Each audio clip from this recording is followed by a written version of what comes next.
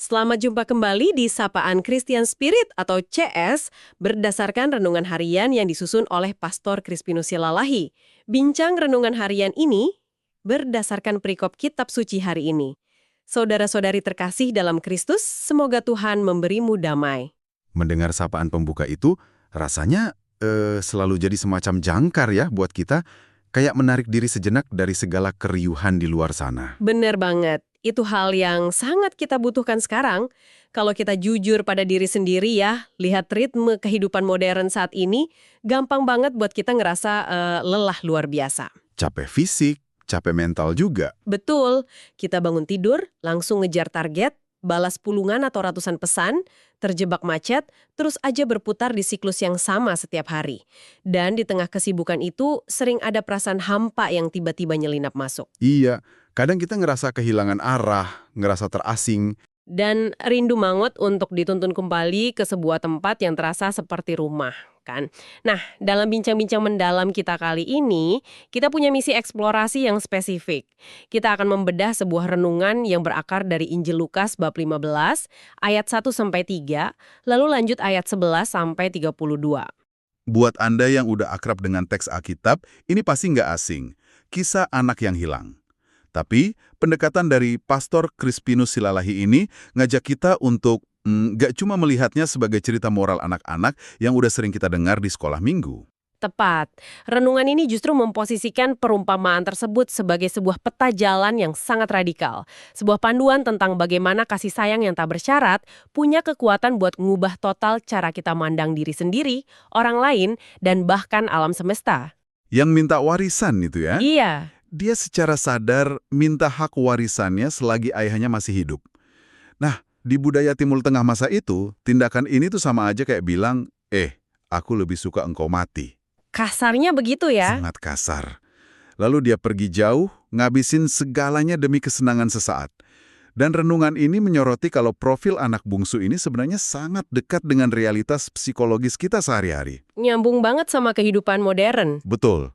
Ada masa-masa di mana kita tuh diliputi arogansi. Kita merasa mampu ngendalin hidup seutuhnya, merasa nggak butuh siapa-siapa, dan dengan sengaja berjalan menjauh dari sumber kebaikan sejati. Sampai akhirnya, seperti yang sering terjadi, ilusi kendali itu runtuh.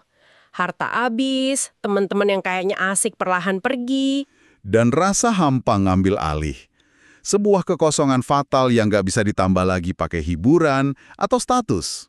Dia sampai di titik terendahnya, kerja jaga babi, hewan yang dianggap najis di budayanya. Bahkan dia sampai kelaparan pengen makan makanan babi itu.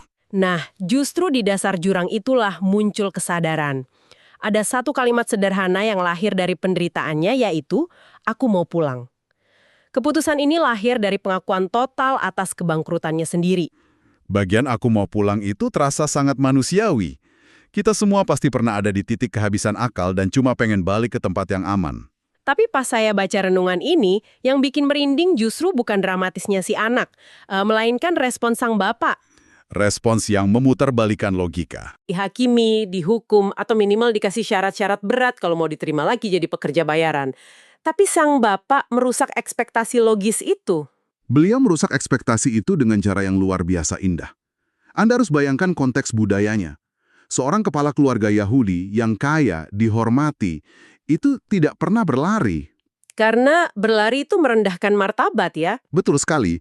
Berlari berarti mengangkat jubah, memperlihatkan kaki, itu memalukan. Tapi bapak ini melihat anaknya dari jauh, dan beliau membuang semua gengsi dan martabatnya.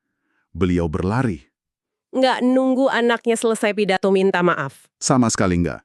Beliau langsung ngerangkul, mencium, memakaikan jubah, cincin, sepatu. Mengapa detail berlari, memeluk, memakaikan jubah ini jadi krusial banget di renungan ini? Karena lewat tindakan ini, sang bapak nunjukin kalau memulihkan relasi itu jauh lebih penting daripada menegakkan aturan atau menghitung kesalahan. Beliau memulihkan martabat anaknya detik itu juga. Keadilan yang dilampaui oleh kasih sayang. Persis. Pakar teologi sering mengutip Paus Yohanes Paulus II dalam ensiklik Divus in Misericordia. Dokumen ini ngingetin kita, disinilah kita melihat wajah Allah yang sebenarnya. Allah yang kaya akan kerahiman, yang setia menanti dengan kasih tanpa syarat. Menyadari kalau kita dicintai seradikal itu, seharusnya menghancurkan rasa takut kita buat kembali, segelap apapun masa lalu kita.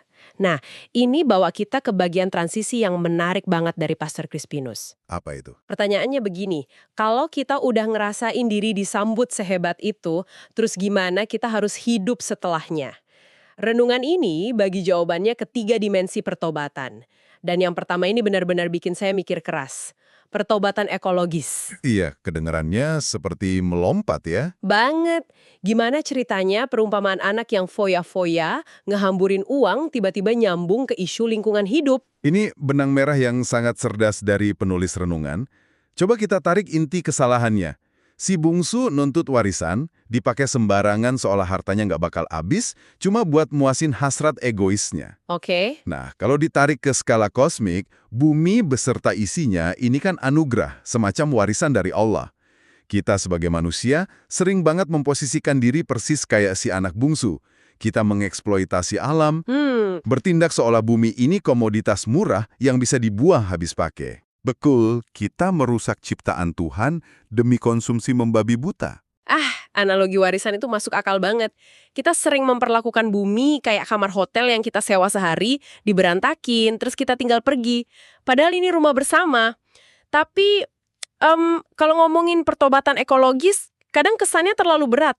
Apa kita semua harus tiba-tiba jadi aktivis lingkungan? Nggak harus se-ekstrem itu. Pertobatan ekologis itu soal perubahan pola pikir. Kesadaran bahwa merawat ciptaan adalah bentuk syukur paling nyata atas pengampunan dari Tuhan. Nggak masuk akal kan? Kita bilang cinta Bapa, tapi kita ngerusak karya seni yang beliau buat. Iya, kontradiktif. Berarti tindakan konkret di rumah kita sendiri ya? Iya, tindakan sederhana sehari-hari. Misalnya, lebih bijak pakai air bersih, matiin lampu kalau nggak dipakai, atau ngendaliin dorongan konsumtif kita biar nggak numpuk sampah plastik terus-terusan. Berarti berhenti jadi konsumen egois dan mulai jadi penjaga kehidupan. Itu dimensi pertama. Lalu renungan bahwa kita masuk ke dalam rumah Sang Bapa, ke dimensi kedua, yaitu pertobatan pastoral. Nah, ini yang ngupas karakter si anak sulung. Dan jujur aja, karakter ini yang sering bikin kita merasa tersindir tajam. Si sulung ini kompleks. Secara fisik, dia nggak pernah pergi. Dia kerja keras di ladang tiap hari, taat aturan. Tapi ironisnya, hatinya justru lebih jauh dari ayahnya dibanding adiknya yang kabur. Pas adiknya pulang dan ayahnya bikin pesta, dia malah marah. Berdiri di luar, nolak masuk. Mengapa dia marah? Karena pandangannya soal cinta itu transaksional. Dia ngerasa kasih sayang ayah itu sesuatu yang harus dibayar pakai kerja keras dan kepatuhan absolut. Jadi pas lihat adiknya yang maaf, brengsek ini dapat kasih sayang gratis, dia nggak terima. Terus gimana kita bisa sadar kalau kita lagi terjebak ego si sulung ini? Gejala paling jelasnya itu saat kita mulai ngerasa sinis atau risih. Pas lihat orang yang kita anggap berdosa tiba-tiba dapat anugerah kebaikan. Kita sibuk menghitung kepantasan orang lain. Wah, itu tamparan keras. Pertobatan pastoral itu panggilan buat kita, terutama yang aktif di lingkungan agama, untuk buang ego itu. Kita dipanggil buat meniru hati Sang Bapa yang menyambut, bukan malah jadi anak sulung yang menjaga pintu kayak satpam ketat. Udah jadi tempat yang aman buat orang yang berbuat salah untuk bisa bangkit lagi. Betul, ruang aman untuk rekonsiliasi. Karena sering kan ada orang jatuh atau kena skandal, reaksi refleks kita malah ngejauhin, ngegosipin di grup chat, atau ngasih tatapan menghakimi. Pertobatan pastoral minta kita berhenti ngelakuin itu. Dengerin dulu tanpa menilai, dan pastiin mereka yang terpinggirkan tahu selalu ada tempat di rumah Tuhan. Dan ngerangkul orang yang pernah ngecewain kita tentu butuh kerendahan hati ekstra. Pergeseran ini yang secara alami narik kita ke dimensi pertobatan ketiga, yang mungkin paling sulit secara relasional. Pertobatan sosial? Benar, pertobatan sosial. Tadi kita bahas relasi dengan Tuhan lewat ekologis, lalu relasi di komunitas lewat pastoral, berarti sosial ini soal keretakan sesama manusia secara langsung ya? Tepat sekali. Coba kita mundur selangkah dan lihat gambaran besar dari cerita ini. Ada tragedi keretakan relasi ganda. Kita sering fokus ke retaknya hubungan ayah dan anak. Tapi ada luka nganga yang lebar banget, yaitu keretakan antara dua saudara kandung. Oh iya, kakak beradik ini terasing satu sama lain. Si kakak aja sampai menolak nyebut adiknya sebagai adikku. Dia bilangnya ke ayahnya, anak bapak yang telah memboroskan hartamu ini. Dia memutus sepihak ikatan persaudaraan itu. Dan ini relevan banget sama realitas hari ini.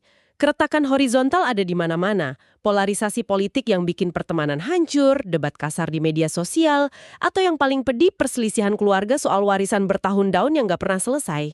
Pertobatan sosial menuntut langkah berani buat ngebangun jembatan di atas jurang pemisah itu. Ajakan radikal buat mengupayakan kerukunan di tengah perbedaan pendapat. Harus ada keberanian untuk minta maaf. Dan yang sering lebih berat, keberanian buat memaafkan saat kita disakiti. Ada satu detail emosional dari penjelasan Pastor Crispinus di akhir cerita ini. Soal peran sang bapa. Menurut saya ini puncak pesannya. Detail yang sering terlewatkan. Sang bapak keluar dari rumahnya sebanyak 2 kali. Pertama, lari nyamut si bungsu. Kedua, Beliau ninggalin kemeriahan, pesta, keluar, dan ngebujuk pelan-pelan si sulung yang lagi marah di halaman.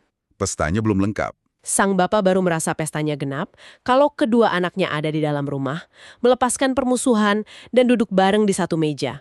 Kedamaian sejati, pertobatan sosial itu baru tercapai kalau sekat antara orang yang dianggap berdosa dan orang yang merasa paling benar itu runtuh. Merinding dengernya. Kalau dirangkum, pesannya sangat kaya dan menantang. Merespon kasih Tuhan itu nggak berhenti di rasa haru baca kitab suci, menuntut tindakan nyata. Tindakan yang mewujud dalam 3 pertobatan tadi. Tanggung jawab ngerawat bumi lewat pertobatan ekologis, membuang sikap menghakimi lewat pertobatan pastoral, dan keberanian memperbaiki relasi yang retak lewat pertobatan sosial, dimulai dari langkah sederhana hari ini di rumah kita sendiri. Sebagai penutup analisis kita, saya mau bacakan firman Tuhan dari Lukas bab 15 ayat 32. Ayat yang jadi jangkar pembicaraan kita. Di akhir cerita, sang bapa menegaskan, kita patut bersukacita dan bergembira karena adikmu telah mati dan hidup kembali, ia telah hilang dan didapat kembali. Ini harapan bagi kita yang sering tersesat agar selalu nemuin jalan pulang. Sebuah peta jalan rekonsiliasi yang luar biasa ya, mengubah cara kita memandang diri, memperlakukan bumi, dan berelasi dengan sesama. Betul. Dan sebelum kita selesai, ada satu pemikiran yang ingin saya tinggalkan untuk Anda renungkan. Jika pesta sang bapa baru utuh saat kedua anaknya duduk bersama, coba Anda tanyakan pada diri sendiri hari ini, siapakah sosok anak sulung atau anak bungsu dalam hidup Anda? Seseorang yang mungkin sedang berselisih atau terasing dari Anda? Dan apa satu langkah kecil yang bisa Anda ambil hari ini untuk mengundang mereka kembali ke dalam rumah rekonsiliasi? Sebuah refleksi yang menuntut kita buat bertindak, bukan sekedar berpikir.